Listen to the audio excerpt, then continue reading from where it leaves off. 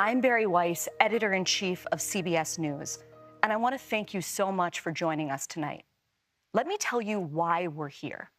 If you're watching this or you're sitting here in this room with me, you know what I know, which is that we live in a very divided country, a country where many people feel that they can't speak across the political divide.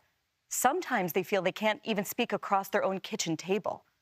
And one of the goals of the new CBS News is to change that.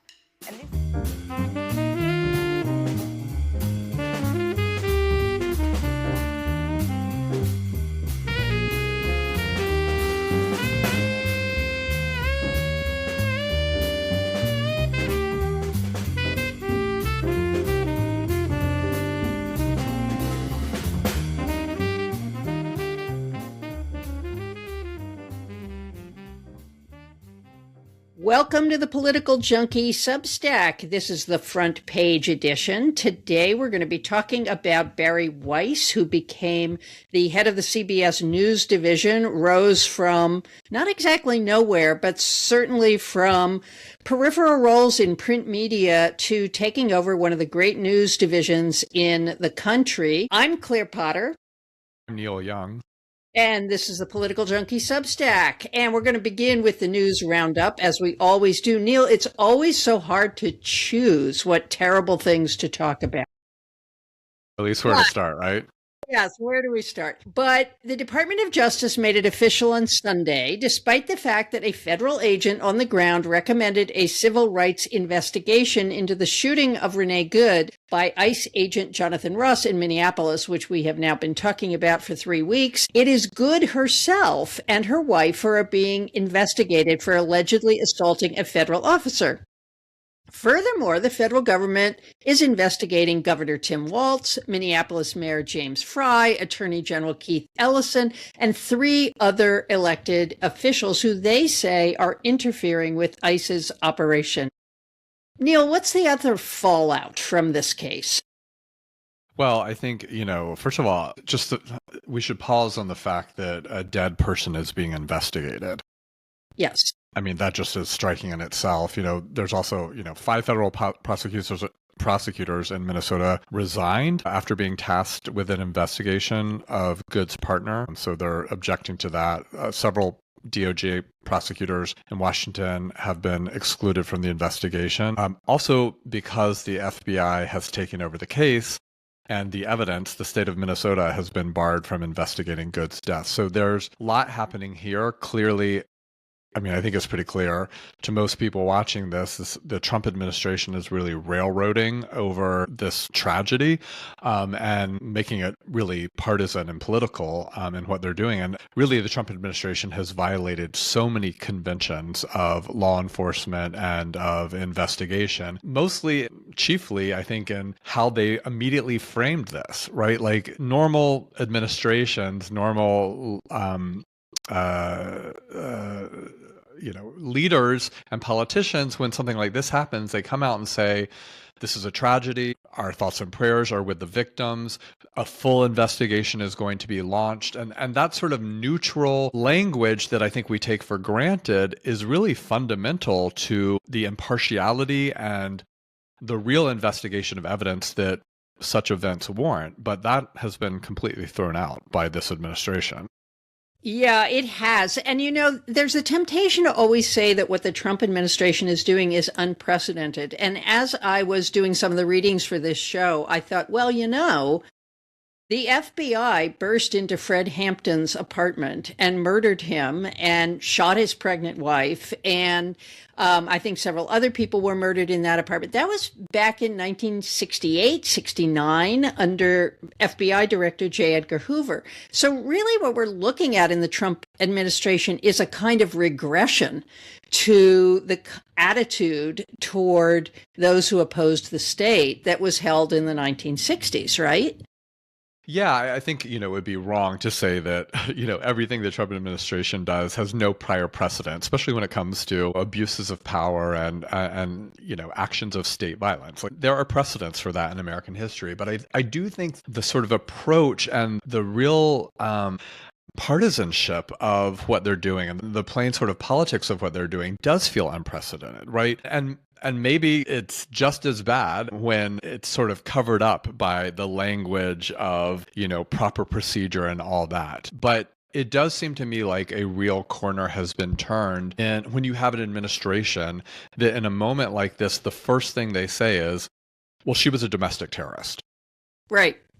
That's Yes. the starting line. And that Yeah. everyone in law enforcement acted appropriately, and anything they did has immunity. I mean, that feels of a different nature than, the things we're talking about from the past that might have some sort of correlation with or some sort of connection to the events on the ground in Minnesota.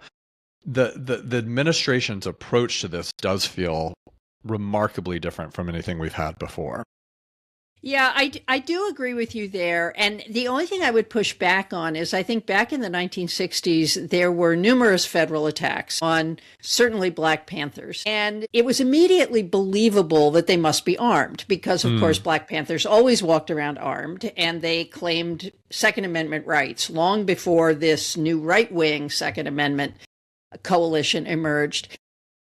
But I kind of feel like, and I wrote about this week on the Substack, that white women have become the new Black men for the Trump administration. There's all this blaming of wine moms and white liberal women who think they can just go out there and do whatever they want, but boy, are they wrong. And that Renee Good's death has sort of been this shifting point toward saying, white women are really bad people. Middle-class white women are really bad people, and they claim to be good people, but they're wrong. They're terrorists. They are abetting violence, and they are the enemies of the state. And it seems so extreme and weird, but it's only extreme and weird when you think about the long history of Black people being targeted by the state and the relative immunity that white people had from that kind of state violence. Yeah, I think that's a really important point. I also think it is part and parcel of what we've talked about a couple episodes ago, which was the particular misogyny of this administration and all the ways that that's played out. And, there's a movement afoot to take the vote away from women in this country. And, it may seem like a bit of a fringe movement on Twitter, but how many things that were a fringe movement on Twitter are now like the reality of the world we live in right now. So just putting a finger on that. And those folks have, pretty close connection to this administration. And also you can think about the ways that the single woman cat lady was weaponized in the last election as some sort of unhinged, irrational political actor that had no allegiance to the thing that matters most, like a family, right? And so there's this idea of really sort of selfish and thoughtless women who are corrupting American politics, and that has real electoral consequences. I think now, though, we're seeing it playing out in these sort of spaces where white activist women are blamed for everything. And, the president himself said that something along the lines of that she had acted disrespectfully. I think that was the word he used, as if that has anything to do with what happened, let alone the fact that, acting disrespectfully, even to a law enforcement official, is not against the law. Right. But now we know, of course, it can be punished by death, and everybody's supposed to remember that. All right, so let's go to the international stage ever so briefly, because this is what's been dominating the news this week. At Davos, President Donald Trump continued to insist on the United States taking possession of Greenland in some way, although doing it by military means seems to be off the table. And boy, would I have loved to have been a fly on the wall of the Oval Office for that one. But Greenland is an autonomous territory within the Kingdom of Denmark. Everyone in Greenland is utterly freaked out. Everyone in the United States should be freaked out that when he was giving his speech, Donald Trump sometimes called it Greenland and sometimes called it Iceland. So he doesn't actually really know what it is that he wants. So he appears to have ruled out military actions, and he has threatened tariffs. The president of the EU, Ursula von der Leyen, sort of piped up and said, well, actually, you just signed a treaty last year, and so you can't sign a treaty and then impose more tariffs. But what are the sort of downstream ramifications of this as Trump has taken military occupation off the table, but claims to have some other kind of deal brokered by Europe? Well, I think, Europe is really organizing against the U.S. right now. I mean, the fact that they're coordinating, how they respond to the American president. And there's a real sense that the U.S. is no longer a real partner to them and even an ally. I mean, that is of great consequence here. I think it's obviously good news that he seems to sort of step back from that threat of a military intervention. And I really do hope that means that is now off the table. Mm-hmm. And that it's mostly going to be saber rattling here. But Trump loves, as we know, to throw out tariffs. And there have been tariffs threatened against Europe. Where those are, who knows? Because, this man changes his mind every 5 minutes. But I think the damage being done is to the relationships with our allies and the threat to NATO and all the rest. And I am encouraged that it seems to be a bipartisan defense in Congress of defense against Trump's ambitions in Congress. But you do see some Republicans that are aligned with Trump's messages around Greenland, even as they change, minute to minute. And some of them are quite high profile Republicans, including Senator Cruz. So that's not good, but it is good that there seems to be a lot of Republicans who are joining with Democrats and saying, this cannot happen. We cannot take Greenland and all the rest. Yeah, and there was a bipartisan delegation that went to Greenland. Lisa Murkowski went. Angus King, who is normally talked about as a Democrat because he caucuses with Democrats, but he's actually an independent from Maine, he was there. I was so thrilled to see Sarah McBride was in that delegation. She's, the congresswoman from Delaware, the first trans woman to be in Congress. So they went separately to Greenland and said, please be reassured you have friends in the United States. This is, we're working on this. Possibly one of the biggest weapons that I don't think Trump thought they had, and I'm shocked that Scott Bessent was not all over this, was that the recent saber rattling has sparked a sell-off of treasury bonds by European investors. And, all the Danish unions have dumped their U.S. treasury bonds. So that means that's a problem for the United States. And it's a problem for the national debt to have to reabsorb all that debt. And, let's think about this as a generational problem. I mean, the alliances that are being broken, the trust that is being lost. And I think this is where Congress is really to blame. On the one hand, Trump's just a lunatic, and we know he's a lunatic. And on a certain level, you can almost sympathize with that as a problem because a lot of the leadership in the Republican Party didn't want him to be reelected. On the other hand, it seems that this Congress that can't seem to oppose him in any reasonable way is really signaling to Europe that they're not going to stand up for international law, which, as we know, since I think, was it Matt Walsh that tweeted that international law is fake and gay? I mean, he's not wrong. Everything good is gay. Exactly.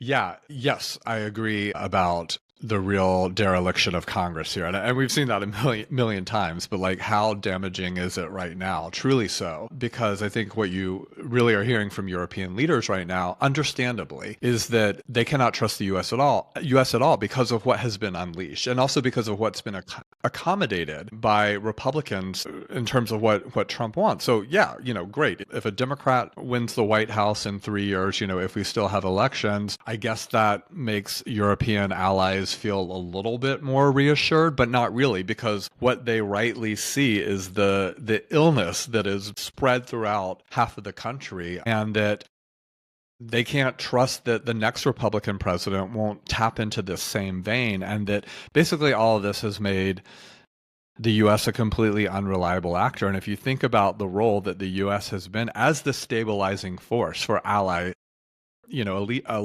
like this, it now is the weak link, and it is the point of distrust, is a monumental transformation of 100 years of history and certainly of our place in the globe, and one that I think really, again, if we get out of this moment, it doesn't change the fact of how much has been harmed by all of this happening. Yeah, hard agree. I think it offers us a little bit of insight into this whole conversation we're having in the United States about whether the United States is becoming an autocracy, whether the Republican Party is fascist. And one of the things I've noticed is that, for example, Viktor Orban is not a figure of instability in Central Europe. He is a figure of stability. Now, there's a lot of things we don't like about Orban,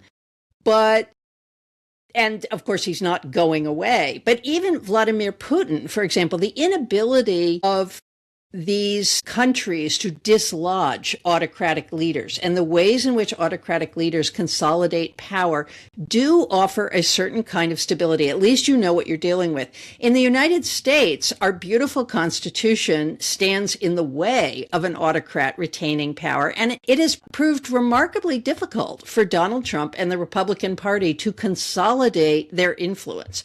They do things, but they get held up in court, they get turned back in court. These tariffs, everybody says, are going to be turned back by the Supreme Court, that is going to be Trump's first huge defeat, is that they will rescind the tariffs. So Europe is watching that, and they're watching our democratic system. What Trump does, it's not just that he could undo it tomorrow, it's that our judicial system can undo it tomorrow, and our electoral system can undo it in 11 months. So that's an interesting insight, I think, into this whole question of fascism and autocracy that has been a constant conversation in the United States since Trump was reelected. Yeah. So let's get to the more fun part of the news, the Clintons. The Clintons are back in the news. Representative James Comer, chair of the House Oversight Committee, has pushed for a vote to hold former President Bill Clinton and former Secretary of State Hillary Clinton in contempt of Congress.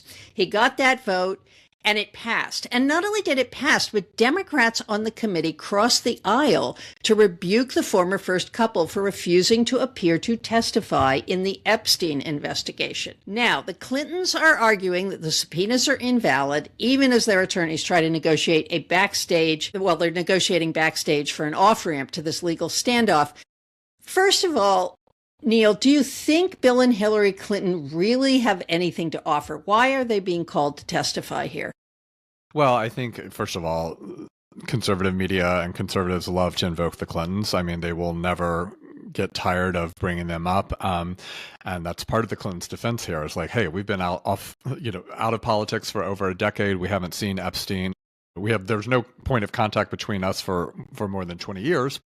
There's a piece of evidence here and there. I think there's a photo, here and there of Clinton with Epstein. And so that is just obviously red meat for conservative folks around this. I think, a bunch of different things here. I mean, I'm curious what you think about the Clinton strategy here. They apparently they offered for Bill Clinton to speak to the investigator, in a private meeting in New York, and the Republicans have pushed back and said, no, this has to happen before Congress because we need an official transcript and all that. I mean, it seems understandable to me that the Clintons would not want to come and testify about this for a variety of reasons.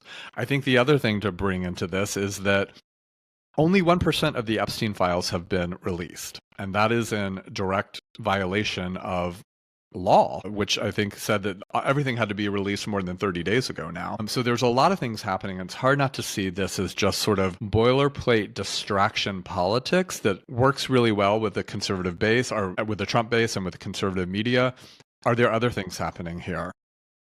Well, one of the things that it makes me wonder is whether a certain generation of MAGA leadership is increasingly out of touch with what is moving their base. Because if, in fact, the biggest number of supporters that is growing this movement are young, college students, kids in their 20s, young men, they have no idea who the Clintons are. Yeah. So this is a kind of distraction for a much older crowd, for a media establishment that can and will put the Clintons on the front page every time they get in a car and drive somewhere. So it seems to me an effort to dominate the media, or the traditional media, in a way that is not really to the point when it comes to how do you intervene on where the Epstein thing is really circulating, which is social media, conspiracy theorists, gamers and so on and so forth.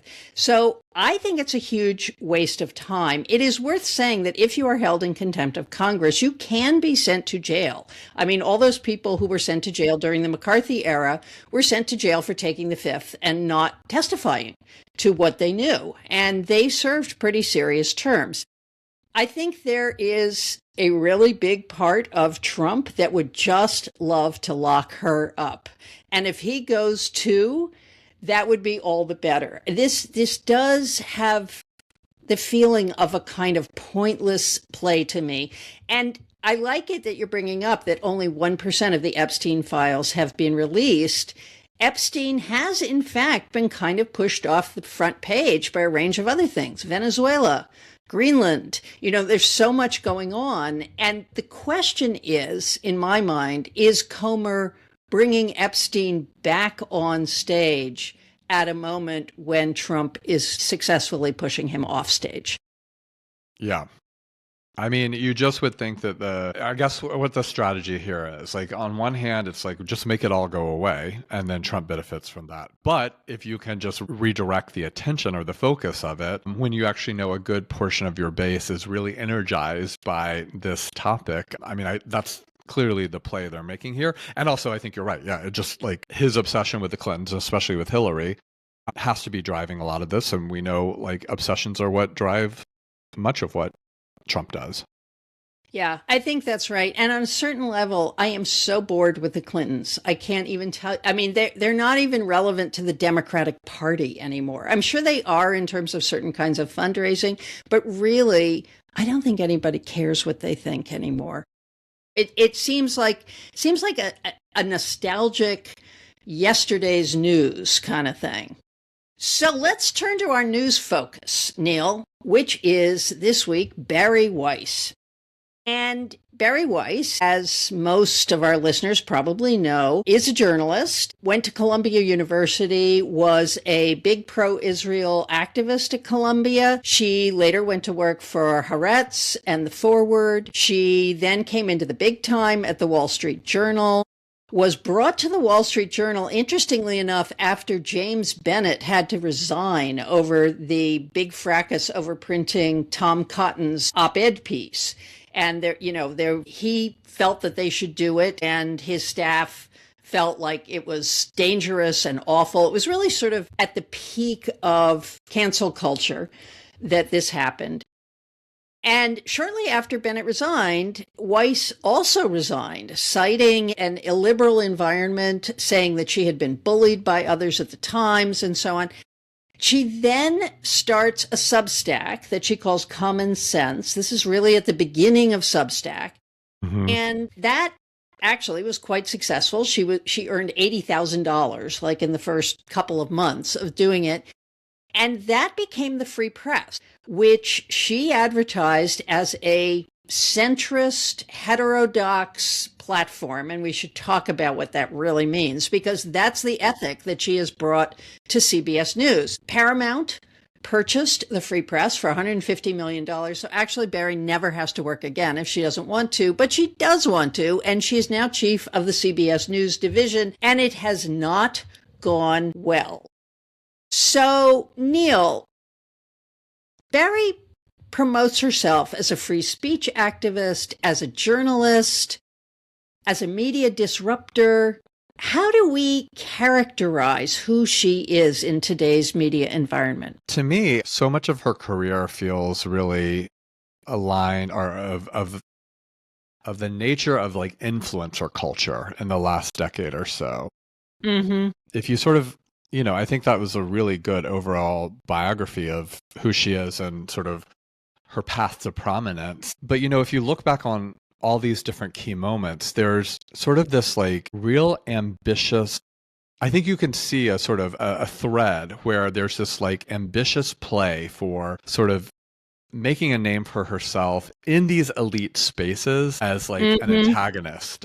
Now, of course, she doesn't characterize herself as an antagonist as much as, like, she's the voice of reason, the voice of speaking out against groupthink, the voice of originality and free thought and ideas and concepts have had like particular resonance in the last decade or so for a whole host of reasons. But I don't know, like I think like back to her Columbia undergrad days, and she always characterizes herself, or at least she has over much of her career, as a left of center political, like her politics are left of center, or sometimes she calls herself a centrist, but right, she's not a conservative as far as she like publicly proclaims. She's not, an ideological person. She's someone who's devoted to free inquiry. And yet every single moment that she's sort of grabbed an opportunity has been one of, I think, real conservative politics. So I just think there's a little bit of a deception around her and like her own,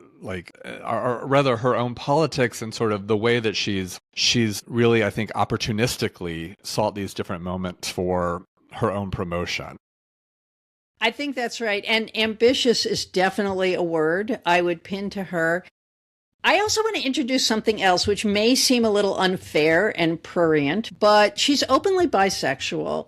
She is living as a lesbian now. She's married to Nellie Bowles, who was a tech journalist at the Times, who was a big liberal, who used to date Kara Swisher, which who knew? But Bari Weiss has sort of gone back and forth between men and women, including one of the men she was involved with was Bret Stephens, who was the person who brought her from the Wall Street Journal to the Times. And I mention this not because any of us really care about Bari's sex life, but because it seems like a kind of metaphor for who she is as a journalist. She wants to be everything to everybody and nothing that you can really name. And that's the part that I think has sort of intrigued me about her because, for example, there is a certain kind of trajectory that normally gets someone to chief of the news division at a television network, major television network. She did not have that trajectory. She had a career as a print journalist, but she was never a reporter. Right. She was only an opinion writer. She only edited opinion pieces, so she has no experience in news gathering. Now, I'm hearing people say, so what? And I think that not only speaks to what you're saying about influencer culture, which I think is really important, but also a kind of new ethic around work in which the best people for the job are the people who know nothing about it. Yes. And I'm thinking about Doge. I'm thinking about Elon Musk. I'm thinking about the level to which people sort of burst onto the tech scene with IPOs worth billions and billions of dollars who dropped out of MIT in their freshman year. So there is this kind of valorization of people who have no credentials. And Bari seems to fit in that bucket. Well, I think it's credentials versus experience. I mean, there's a lot of credentials here. I mean, she went to fancy schools. She's been at every fancy institution you can imagine, but she didn't have the work experience, which gives one expertise in a way that would line up to running one of the three major, news divisions of the country, or at least, I mean, this major influential, you think about CBS News, Walter Cronkite, 60 Minutes and all the rest, and to have had no background in broadcast journalism. And we're seeing the effects of that. I mean, one of the recent evening news programs, the teleprompter went haywire. And, I mean, those things happen, right? But they don't tend to happen all at one time when you have a new person in charge. And it suggests that there's just a general lack of expertise across the news division, in part because I think a lot of people resigned. They don't want to work for her. And also because like the person at the helm of the ship really doesn't know what they're doing. And so I think this ties into the sort of anti-authority, anti-expertise sentiment that is like not just on one political aisle, but I think has like deep roots across our country, but that does have a particular valence on the right. But she also has all the right things in a lot of ways, right? She's a white woman. She's like attached herself to, certain conservative causes and certain conservative people that I think has, that's what counts for not expertise, but that's what gives one the credentials, I think, today in a lot of these spaces, even when one doesn't have work experience. Yeah, I think that's right. And And it's actually layers upon layers of missing experience here. I mean, it's David Ellison who bought Paramount Skydance. He is the son of Larry Ellison. Now, David Ellison has some experience in media, but not so much, and he has no experience in the news. So installing Weiss as chief of the news division at CBS looked like a decapitation of CBS. And remember, CBS had just paid Donald Trump millions of dollars to settle a case that Trump had brought against the network. So one story about that was that Weiss's hiring was supposed to be a sop to the Trump administration. Obviously, they couldn't go and hire Megyn Kelly to run the news division because that just would have been too incoherent. But Weiss was a sort of a place filler on a certain level who could be counted on not to promote stories that are damaging to the Trump White House. And she has definitely filled that role. I just want to toss one other thing in, Neil, when you're talking about the teleprompter going wacky on Tony Ducopiel's first broadcast. That was because, we found out later, Bari herself was editing the script at the last minute, and they uploaded the wrong script. And so Ducopiel thought the program was going in one direction, and the teleprompter started doing something else, and then the visuals started doing something else, and he had to back it all down. But there was something else that happened in that broadcast in which he announced the sort of 5 principles of this new broadcast, one of which was, "We love America." Respond to that one, Neil. That's not a journalistic principle. I mean, that is not relevant it's not relevant to the work at hand. It's also, I think, supposed to be this sort of expression of a re-evaluation or sort of a remaking of the relationship between this media organization and its audience, right? Like, you don't trust us for all these reasons. And one of the ways we're going to establish trust with you is not by being the best at our jobs, being good, impartial reporters who are objective and who pursue facts and present the news. We're going to offer these bland patriotic statements. And that's what's going to, engender trust again. But it's such a embarrassment, I think, for a news organization to put out a message like that.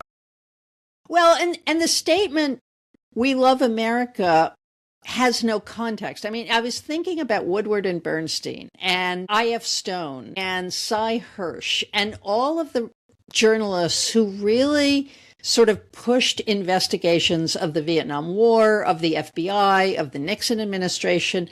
There is a logic by which you might say those people really loved America.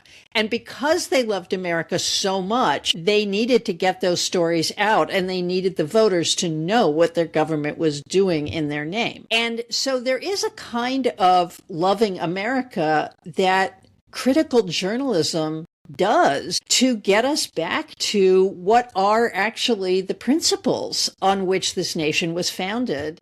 And how do we maintain those principles in a changing world? And how do we guard those principles against people who distort them for their own profit and their own good? And the sort of anodyne, "We love America," suggests, well, that's enough. It's enough just to love America, and it isn't. Neil, I wanted to ask you about something else, because I've been thinking recently about Bari as the media disruptor who might actually be offering us some kind of a vision, because frankly, I haven't watched CBS News in 25 years. The network news is declining rapidly. Even cable news is declining as people sort of spread out to podcasts, to Substacks, to newsletters that they get in their inbox. What we used to call siloing is sort of micro-siloing now. I mean, I know people who simultaneously canceled their subscription to the New York Times and then signed up to pay Heather Cox Richardson $50 a year. Yeah. So how people are consuming news right now has less and less to do with these multi-billion-dollar companies for whom broadcast news has always been a loss leader. it may now just be a loss. So what can you imagine that Bari Weiss might bring to the table that would bring eyeballs back to CBS? Well, I'm not sure those eyeballs are there to be brought back, as you've pointed out, that anything can be done to return a sizable audience back to this sort of traditional format. I mean, maybe that's it. You just really change up the format, but then it's not really news as we know it. It's something else. And so, I think there was something really interesting with her being on the early side of Substack and really making a name for herself there, and sort of the pursuit of that as a frontier of media and of news gathering and of commentary. I don't know how you reinvent the evening news or even the traditional news division. Now, one of the things that they're doing, and I think we're going to see a lot more of this, are these town halls. First of all, those have been done before. I mean, it's not like the town hall has never been seen before. CNN loves to have a town hall.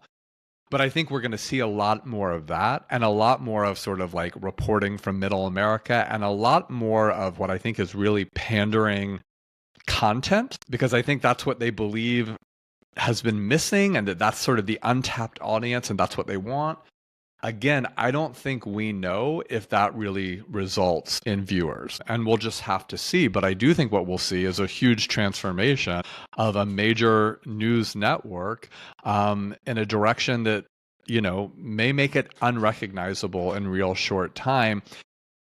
If this is a big failure, though, is she replaced quickly? Is there a course correction that's done on the sooner side because of the huge gamble of this, or is this just the new way of where network news is going, and that we're not going to, and what we'll see is like the replication of this at other places like ABC, and which again nobody watches. I think one answer to that question, Neil, is it's going to depend on how fast Bari Weiss's learning curve is, because it seems to me the one thing she offers to the evening news is to disassemble it into its various parts and sell it differently. One of the things that I think will be interesting here is to see how fast a learning curve Bari Weiss has in terms of the media business, because you could argue that having no reporting experience is something that could be made up.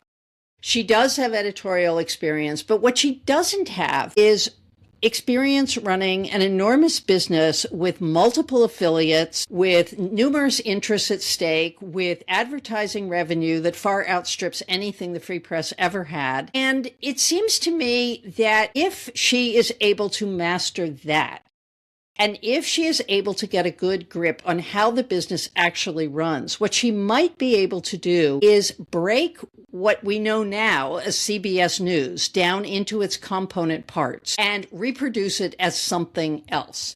And if I can say one thing about the free press that I found interesting, I subscribed for about a year and a half, and I learned about all kinds of things that I knew nothing about. Like, I had no idea what a trad wife was until she started hiring trad wives to write stories. I had no idea that there were these sort of explosive things happening at New York City's private schools that people were distraught about, and so on. So there were stories that came out in the free press that did, in fact, change the conversation. Not necessarily in a good way, but we realized that our world was more diverse ideologically and in terms of experience than we thought it was. So my question is, will she begin to bring those stories into CBS News? Will it become more culturally focused and less politically focused? And will it begin to spin off things like newsletters and apps and a variety of things that people are more likely to consume the news on? Yeah, I think that's a really good imagination of the direction that she could take this in. And I think probably a lot of those are things she would do really well, because we've seen her do them already, and to, I think, great success. I think, all of that is how media companies and media outlets have been evolving already. I don't know if that would be an enormous transformation on her part so much as like the ongoing evolution of this industry in general. But I do think the sort of point about cultural reporting and sort of cultural focus is a smart one, because I think the Free Press did some interesting things around that. And one can imagine a CBS News, again, geared to an older white audience that wants to tell those sort of stories more and actually doesn't want to report on what Trump is doing, because why would you? Right. And so I think that there's a way that there's a sort of faith and family focus that we could imagine this developing and sort of centralizing as its news focus. We shall see. I also think that like she may fail really remarkably and maybe removed in less than a year. I could also see them making some gains here, because like the news division isn't doing very well to begin with, so just a few more eyeballs on CBS will mean it has growth. And if she has a little growth, I think places like the New York Times are completely primed to write a piece in 6 months about the rebirth of CBS News and then the renaissance of Bari Weiss. Like, I just think there's a lot of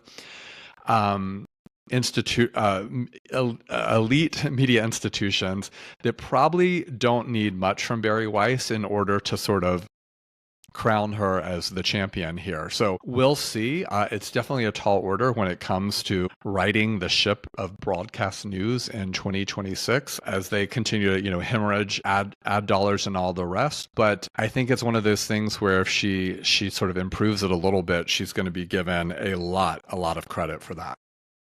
I think that's right. And it's worth pointing out that nobody talked about CBS News at all for decades. And we are all now talking about CBS News, and we have our eyeballs on CBS News. That is, as you are suggesting, a huge opportunity for Bari Weiss. But there's also really big opportunities for her to take what she knows and what she learned at the Free Press and do it on a really big stage. And that will be really interesting to me, because Substacking and everything that has come with it has really sort of fed the trend toward micro audiences. And can you take that micro audience trend and turn it around and rebuild it for a macro audience? That's going to be the big question for her. Like the brilliance and the opportunity of Substack was to reach a niche audience of whatever it is. Right. And to maximize that relationship and that potential, but on a scale that is not what a network news channel is looking at as its scale. And so I think there's a real misdiagnosis of the general problem here, or what the solution is. How do you apply that? And I think in some ways it's like, it's not even replicating Fox News, right? Because that might be a different strategy here. But again, I think like what she did with Free Press was really interesting, was remarkable in a lot of ways. It also was in keeping with a huge development that was outside of her, which was just a technological innovation that the media industry was and audiences were going in that direction. So she benefited from that moment. I just don't think, as you say, a lot of those learnings are necessarily transferable to old school, network news. Yeah, I think that's right. It will be very interesting to see what other kinds of personnel she hires. I mean, I don't think Tony Ducopel is going to last. He hasn't got the gravity to be in the anchor's chair. He's not funny. He's not interesting. He's a good workmanlike guy. He did fine on the morning show, but I don't think he's going to last long. And it'll be very interesting to see who she hires. I want to close by sort of pointing out a historical landmark. Is Bari Weiss the first woman to ever run a major news division? I think that has to be the case, right? I mean, is there someone really obvious we're missing here? I don't know. Yeah. She's certainly the first out lesbian or out gay person or out queer person, however you want to put it, to be running a news division. And that is also something very interesting about our times. Like, we've got this gay Secretary of the Treasury, Scott Bessent. We've got all these gay people sort of roaming around as if being gay is like not the point at all. What's the point is who they are professionally, which I suppose is what we were fighting for all along. But it's a good reminder that gay people are not always good. I mean, if only there were a 300-page book about this If very only, topic. if only. Yes, Neil, you should write one. So, Neil, let's shift to what we want to go viral this week. All right. Well, speaking of not good gay people, it sets up my viral talk. I want to talk about Heated Rivalry. Have you watched Heated Oh, Rivalry? yeah. How I have we not watched the discussed first this? one. Okay. I know. I watched the first one, and then Nancy made me stop because she wants to watch it. So, Okay. speak to us. I'm here to bring, I don't know, I think a little bit of a hate to the party. Folks love this show. Maybe I should explain what it is. It's a new television series. I believe there's 6 episodes. It just dropped about a month or so ago. Everyone's watching it. Everyone's talking about it. It's based on a romance series by the author Rachel Reed. And the story focuses on 2 rival professional hockey players. One's Canadian, one's Russian, and they have this like very public, on ice rivalry and animosity towards each other. But actually behind the scenes, they're having this like torrid, like multi-year long affair and this romance. And I mean, that's the basic premise of it. There's some other storylines that are somewhat interesting in it. Folks are eating it up. I think it's been like at the top of Netflix. Everyone I know seems to have watched it. Women, from a lot of the reporting, are really, really loving this. I should say straight women. Lots of articles being written about how like straight women can't get enough of this. I will say the conversation among my gay male friends is basically that we found it really boring. We don't really understand what the point of it is or the purpose of it is. That while we, think it's good that there's more representation, always going to plug, the more representation angle, that we wish that representation was a little bit better, just a more interesting. And so I think that's what's really interesting to me here is that like that sort of divide. And I'm generalizing here a lot because I do think that a lot of LGBTQ folks have really been excited about this show. But, certainly this is anecdotal, but certainly in my circles, there's been a lot of like shrugging at this, feeling like in a lot of ways, it's a huge throwback to have a show that's central narrative arc is, coming out, that feels really dated, even if we're talking about the world of like, elite professional athletics, that feels like a really dated storyline in the year 2026. I think what a lot of folks do appreciate is the frequency and even the sort of explicitness of the sex in it, but that like they feel sort of disappointed that that's coupled with such like what feels like for a lot of us just really simplistic storyline. So I want you to watch it, Claire, because I want to talk about it more. But I guess all of this is a way of saying that I'm sort of more interested in the phenomena around it than like the show itself. Yep. There's been a lot of good cultural commentary about that phenomena, so I don't want to point to any one particular article, but Heated Rivalry, it's having a moment. Watch it. Discuss with me. Say more, Claire. Well, it reminds me of the big to-do when the L Word came out. And that lesbians were having this big moment and all these rich lesbians in Hollywood. And then, there were all these people online saying, well, actually, like most queer people are really poor. You should really know that. But the central issue for many lesbians was our inability to discern what these women were actually doing when they were having sex. So they were having sex all the time, but it was ever so slightly veiled and it was sort of gestured at, but they would get in these sort of odd positions and nobody I knew could tell what were they doing. This was a matter of great debate. But what it actually revealed, and I think Heated Rivalry is another one of those things, is I think there are a lot of straight people who think that queer people are having sex all the time. Right. And they're very envious of that. And, I don't really want to burst their bubble, but we have jobs and children and dogs and houses and lives and illnesses and a range of other things too. And, our sex lives can be just as tangled as straight people's sex lives. But I think there is this fantasy among straight people that they are watching something that could be theirs if only they did not live such conventional lives. Also, from the conversation around heated rivalry, and I understand that what was great about the L Word is everybody was uncloseted, right?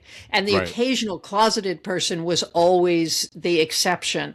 I think the closet has a certain kind of allure for a range of people. There are probably a lot of fans who are just as happy to have gay men in the closet, and that's fine. But there's also sort of a long tradition of literary criticism that goes back to Oscar Wilde about, or Eve Sedgwick writing about Oscar Wilde, that the closet is this sort of heavily erotic space, it's erotic in Shakespeare, it's erotic in Wilde, and so on, and that this sort of slightly hidden aspect of it his interest. So my guess is that people who have never lived in the closet and people who have never had to navigate homophobia think that, it's lots of fun to think that somebody could just nab you and throw you into a broom closet and give you a blowjob. But for the rest of us, that ain't real life, people. And it's not even our fantasy life. So I'll watch it, Neil. I will. Good. I've got to wait until Nancy's ready. Yes. Okay. So my viral moment this week is a novel by Vijay Khurana called The Passenger Seat. It came out in 2025, won all kinds of indie press prizes. And it's a novel about two alienated teenage boys who basically light out for the territory and then find themselves sucked into a kind of dark and violent scenario of their own making. It has a kind of a frisson of Truman Capote's In Cold Blood, in the sense that these boys go out and in an attempt to find some kind of meaning, they then find themselves reenacting the video games that they have seen and doing incomprehensible violence to other people. And it's a really kind of searing look about the world of white boys online who can not only not connect to the world or really connect to the girls that they think they want to be with, but they can't even connect to each other. I thought it was going to be a much more homoerotic novel than it is. In fact, it's really about how these boys at the most intimate moment, riding together in a car, nothing more intimate than that, can't seem to find each other and can only connect by doing violence to other people. It's beautifully written. It's very dark, and it gives you a little glimmer of what might be in the minds of some of these young white men who commit mass violence for reasons that they can't explain. They simply don't have the words for why they do the things they do. So it's Vijay Khurana, The Passenger Seat. It's short. It's very much worth reading, and I recommend it to everyone. Yeah, I've heard that on a lot of lists recently, so it sounds amazing. Yeah. Yep. Well, Neil, I think that brings us to the end of the show. And thanks so much for your thoughts on Bari Weiss. And I'll see you next week. See you next week. And that's it for today's show. Thanks for hanging out with us. Share this podcast with a friend who loves history, politics, and smart conversation. You can follow Neil and me on Threads, Blue Sky, X, TikTok, and Instagram. Go to the Political Junkie Substack at clairepotter.substack.com for show notes, more episodes, to leave a comment or question, to subscribe for free, or to support our work for as little as $5 a month. You can also subscribe for free by searching for us on your favorite platform. If you do, please leave a rating and a comment so that other listeners can find us. Our podcast is supported by the New School for Social Research and by paying subscribers. Political Junkie is written, recorded, edited, and produced by me, Claire Potter. Today's theme is Never Say Never by Afternoons. You can find their work and all the talented artists we feature on these episodes on Soundstripe. That's all for now. See you next week.